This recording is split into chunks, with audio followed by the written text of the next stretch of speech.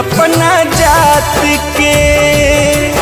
जा जाए सनम गम सहलब यही बात पे, औकात दिखा दिहलू तू अपना जात के। औकात दिखा दिहलू तू अपना जात के।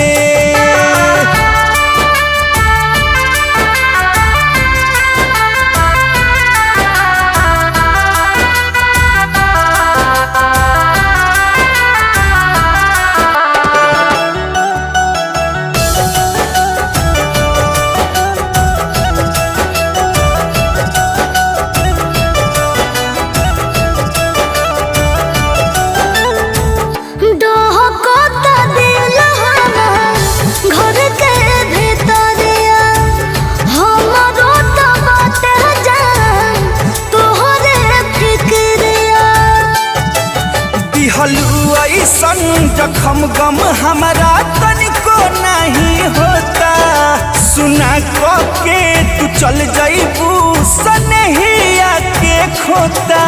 बुझो तू हमार मजबूरी हो, बना लो हमसे दूरी हो, तनी देखल कर हमारा हालात के, ई हालात के। जा जाए सनम गम सहलब यही बात पे, औकात दिखा दिहलू तू अपना जात के। जा जाए सनम गम सहलब यही बात पे, औकात दिखा दिहलू तू अपना जात के। औकात दिखा दिहलू तू अपना जात के।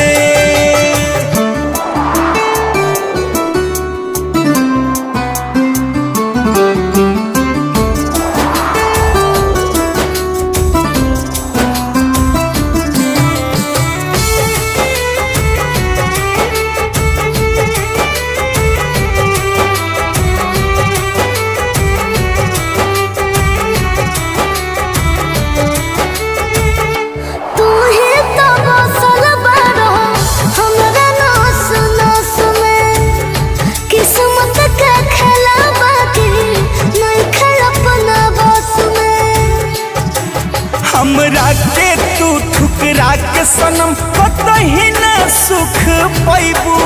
हेमंत उपेंद्र घुट घुट रोई है, तू हो जिए न पैबू।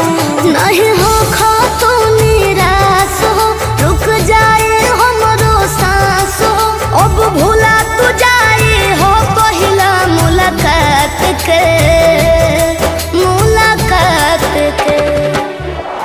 जा जाए सनम गम सहलब यही बात पे, औकात दिखा दिहलू तू अपना जात के।